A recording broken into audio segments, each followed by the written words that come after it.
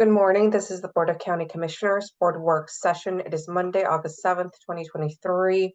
It is 9:33 a.m. This session is set to go until 10:30 a.m. This is a hybrid meeting. We're at 3000 Pacific Avenue Southeast, room 110. For public virtual attendance, you may follow. I apologize. This meeting is being recorded. We're having some issues with our live stream this morning. So this will be posted later on the Thurston County YouTube channel. And I'm Carolina Mejia. I'm the chair of the board, Vice Chair Ty Menser in the boardroom, Commissioner Gary Edwards joining us via Zoom. And we also have County Manager Ramiro Chavez in the boardroom, as well as Assistant County Manager Robin Campbell. That's correct. Yes, here. Okay. And you're right on the corner, Robin, so I couldn't I couldn't see. And Assistant County Manager Rob Gelder. And we are going to be discussing the Deferred Compensation Plan changes briefing. Yeah, at this point, Madam Chair, I will give the floor to Maria Ponte, the HR Director. And she will walk us through as to some of the changes that we have seen. And at some point, we will be asking the board to make a decision. Whether you feel comfortable making that decision today, or I can bring that decision point next Tuesday. This just changes in terms of the deferred compensation that we need to align to the new law. Good morning. Thank you for that introduction. I'm Maria Ponte, HR Director. With me is Tara Wickline, the Compensation and Benefits Manager. And she's here to present on some mandated legal changes to our deferred comp plan here in Thurston County. And with that, I will hand it over to Tara. Thank you, Maria.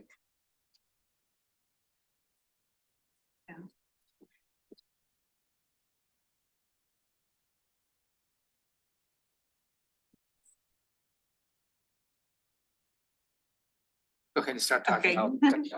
Great. Good morning, Commissioners. Thank you for your time this morning. As Maria and the County Manager explained, there are some changes that we are required to take for our deferred compensation plans. And there's also a change that is optional. Next slide when you're ready.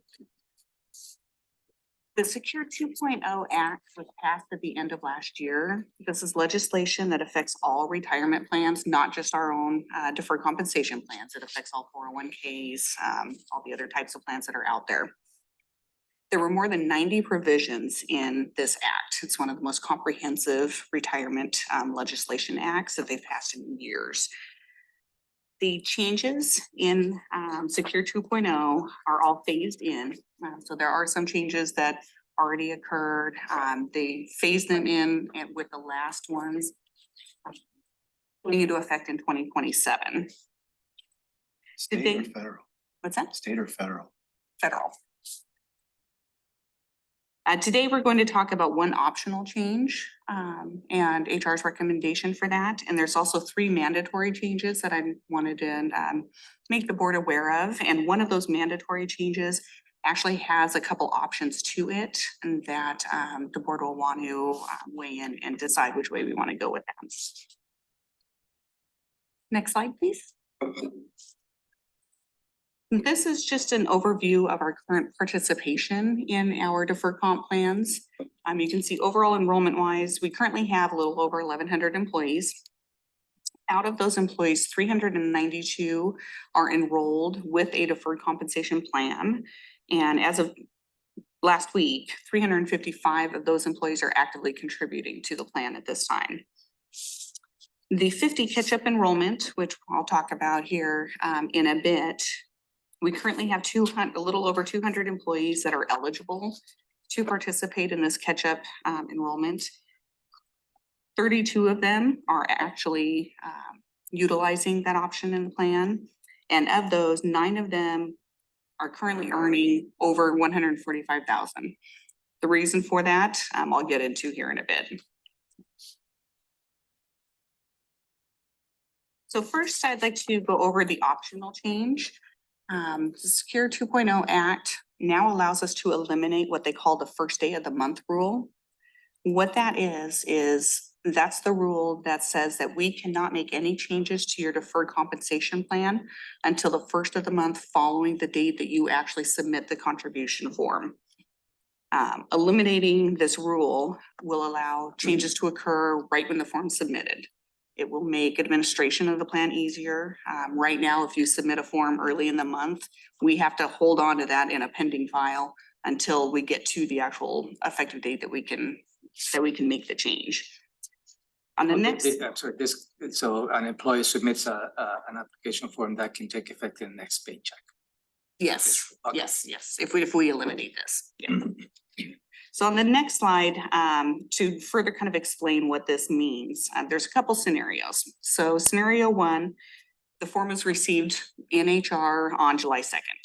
In scenario two, we receive a form at the end of the month on July 28th. The current rule states that we cannot process forms until the first of the month. So even though we received the first form July 2nd and the second form July 28th, we're processing both of those on August 1st. And employees don't see that change in their paycheck until the August 10th paycheck. So Can you just clarify what it is you're talking about? Like a form for what? Like increasing deferred compensation? Yes, Contribution? yes, So let's say I want to double it. I gotta wait till the next month. right. Yep, that's exactly it. Yeah, making any change if you want to stop your contributions. Okay. Yeah, absolutely. We're talking about deferred compensation. Yes. So eliminating this rule, what that means is that the form that was received on July 2nd, we could then process that day that we receive it, and the employee will see the change on their July 10th paycheck. So a whole month prior to when they would see it today.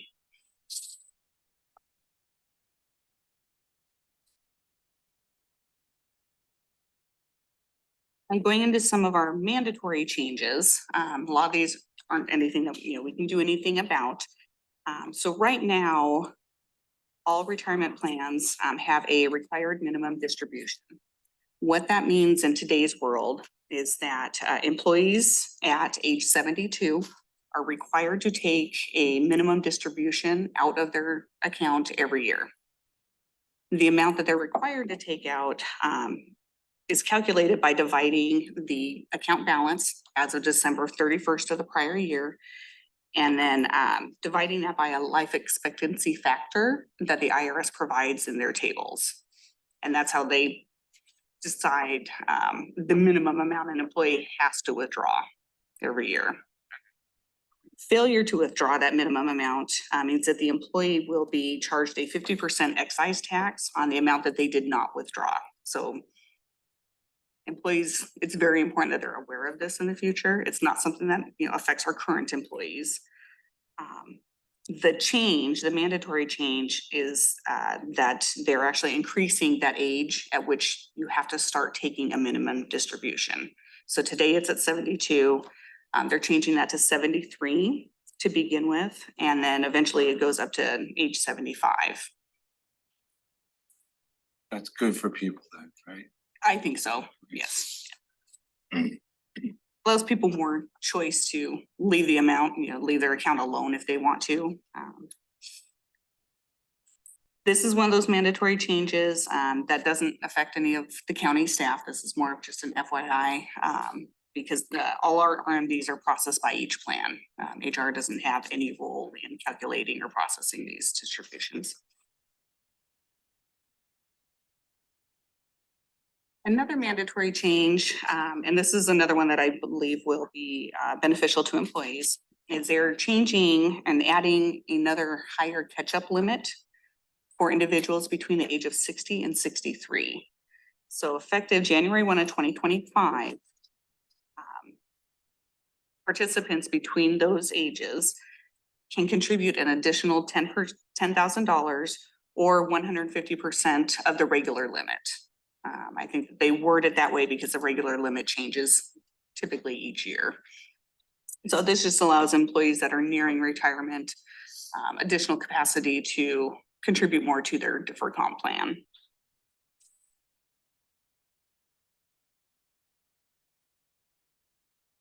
Now, the last mandatory change. So, quick question. So with this change, you stated before, the catch-up provision for the ages 50+ is eliminated.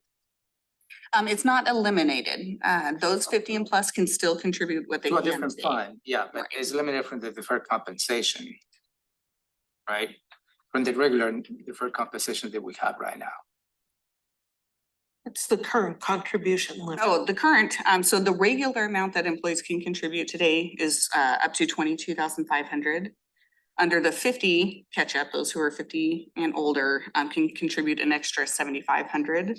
Yeah. For a total of, So that 7,500 is gonna be taken out and you can probably put that in a different 401k, different. I think we're getting to the one Okay. where it goes from the 457 I'm to a Roth I'm IRA. confused about this one, because now it's a 60 to 63. an you could additional then $10,000. contribute an extra $10,000. So those 50 and above can contribute an extra 7,500. Those between 60 and 63 could contribute 17,500. But that contribution goes to their actual deferred comp. Yes. And the 50 and older is a contribution to not deferred comp, but a separate. In today's world, it just goes into your same deferred comp that everything else goes into. Okay. On the next few slides, there are some changes coming up about where that is going to go. Okay, so I'm one step ahead of you then. Okay. So on the next ones, we are going to talk about the addition of a Roth, which is a post-tax option. Right now, all of our deferred compensation plans are pre-tax plans, which gives employees the tax savings. What this legislation has said is that for any employees that are contributing to what they call the 50+ catch-up, so ages 50 and above, that extra amount, that $7,500 that they contribute today, in the future, if that employee earned over $145,000 during the prior year, that extra $7,500 has to be put into a Roth account, which means it has to come out post-tax. When they withdraw money at retirement, they have to decide if they're taking it out of their regular deferred comp or this Roth option, and that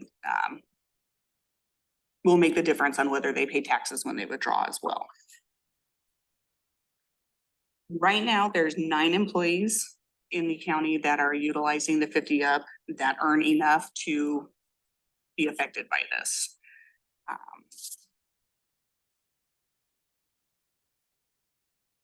The impact with this, there's a couple different ways that the county can go. The county can decide not to offer a Roth option, period, just keep our plans the way they are today. The problem with that is if we do not offer a Roth option, we can no longer offer the 50+ catch-up to anybody in the county. Because we have to have the ability to have those that earn higher than 145,000 to go into a Roth. If we decide to amend the plans and add a Roth option, those in that higher earning, bracket will have to have their additional amount go into the Roth if they decide to continue contributing. But also adding a Roth option allows all other employees to decide for just their regular contributions if they want to have those come out pre-tax or post-tax, if they want to use a Roth option. This is something that we have had employees ask for in the past, so I know that there is some interest there. We just have not actually made that happen.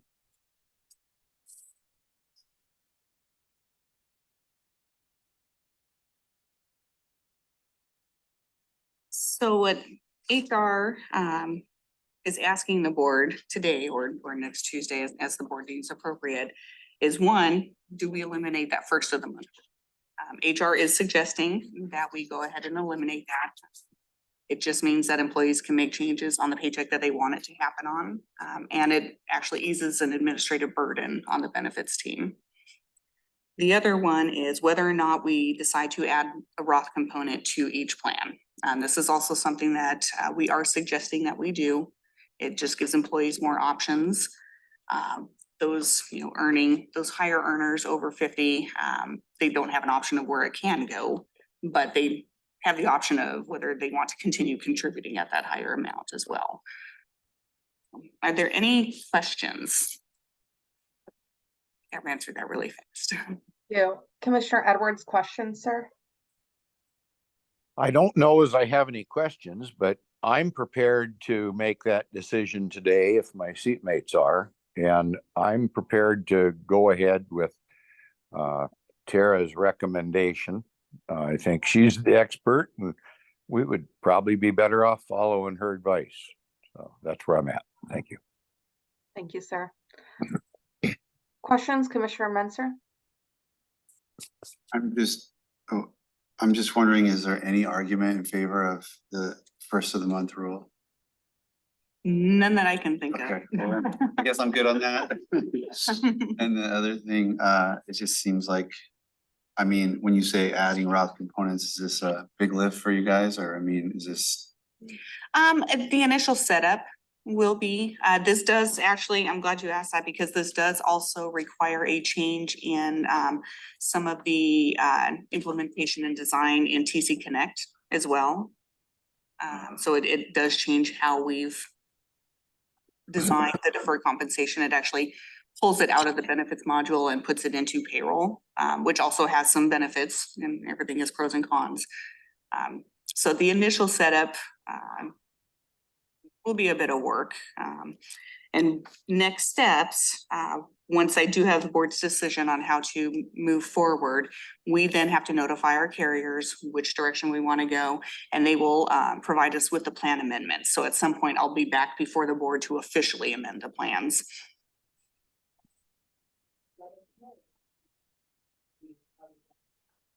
County Oh, manager. Go ahead, County Manager. I heard someone talking. I was trying to. Sorry. It was someone. Just- Go I'm ahead. just curious if you know the purpose of this new law. What is the objective? Because under the deferred compensation is obviously it's pre-tax, right? And now you limit that to the catch-up provision over 50 to be a Roth IRA, which is post-tax. All I can think of is that the IRS wants to tax you on that money. They're gonna tax us now, they're gonna tax us later. Right. And because when you withdraw money from the deferred compensation is an income. Mhm. And so the same so I assume when you withdraw there from the Roth IRA Mhm. is not an income. Right. Yeah. Yeah, that's You want one the money thing. right away. That's one question that through all the webinars and everything that I've watched on this, that nobody has been able to answer as to why that part of the legislation is even there. Bizarre, but oh well. Thank you, Madam Chair. Thank you. Any more questions? Rob? Nope, No? sounds good. Okay, and so it says that a decision is needed and Commissioner Edwards is comfortable with proceeding. Commissioner Menzer? Yes, I agree with Commissioner Edwards. And I'm also in agreement. Okay. Thank you. Thank you Thank all. you. I appreciate it. We'll be back. Okay, so it is 9:51. Thank you. We are adjourned.